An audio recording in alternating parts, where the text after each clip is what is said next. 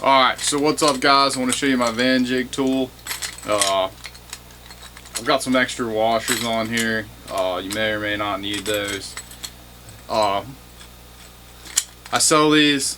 Currently I have them in 2.5, 3, and 3.5 inch. I will do a 4-inch, but I need to get some 4-inch vanjig flanges just to make sure they fit.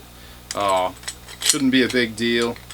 So I just want to show you guys how to use this and what it's for. This is for fabricating. This is not to run on your car to hold your vanjin flanges together like while you're driving. That's not what this is for. This is for when you are making your piping. It puts the proper amount of spacing between the two flanges so that you get the full range of motion once you're done welding it. So you're just going to use this for tack welding. You're just going to tack your flanges to your pipe with this, and your minimum you are going to need is 2 of these. If you've got a vanjin like on your throttle body and then one on your intercooler, you will need 2 of these or it won't work. If you're trying to get away with using one and you're putting the actual vanjin clamp on like the throttle body and thinking you're going to get away with just using this on the other end, you will not get the full range of motion. You have to have one on each end. If you've got 3 vanjins, like one in the middle, then you're probably going to need 3 of these. I don't, you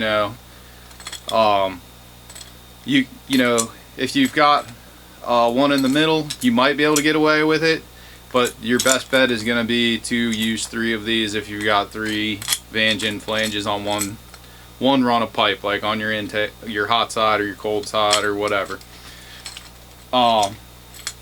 So when you get this, you'll see it's got one side has the little cutout here. It's probably not totally necessary. It just makes it a little easier to finagle this onto the flanges without like totally taking these off. Just so that one person can do it. The way that I used to make them, it took like 2 people to really put these on, and it was a pain in the ass, like it really was. So what I did was you know, I made it so that we can try and get these on, you know, with the bolts still in it, and then worst case scenario, you just take the one nut totally off.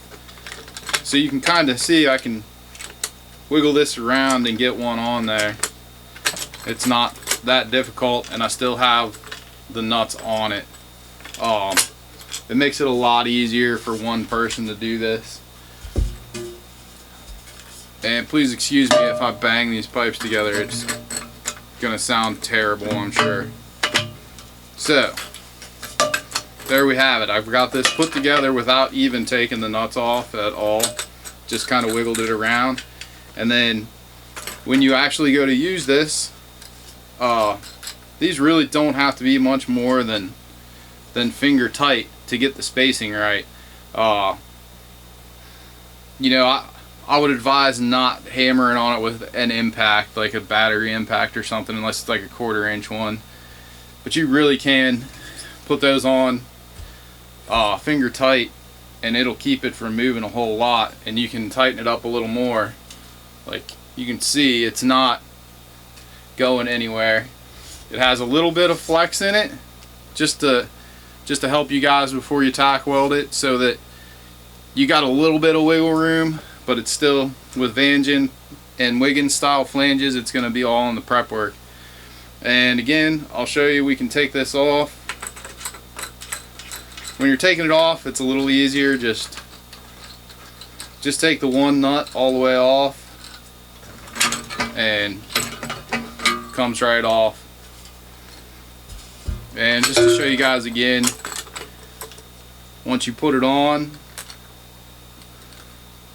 put your nut back on, just get them finger tight, and that way you can see there's like just about a 1/4 inch of spacing in there. Hopefully you can see that.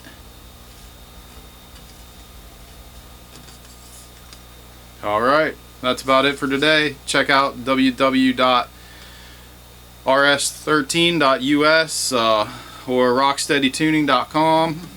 check out my other stuff.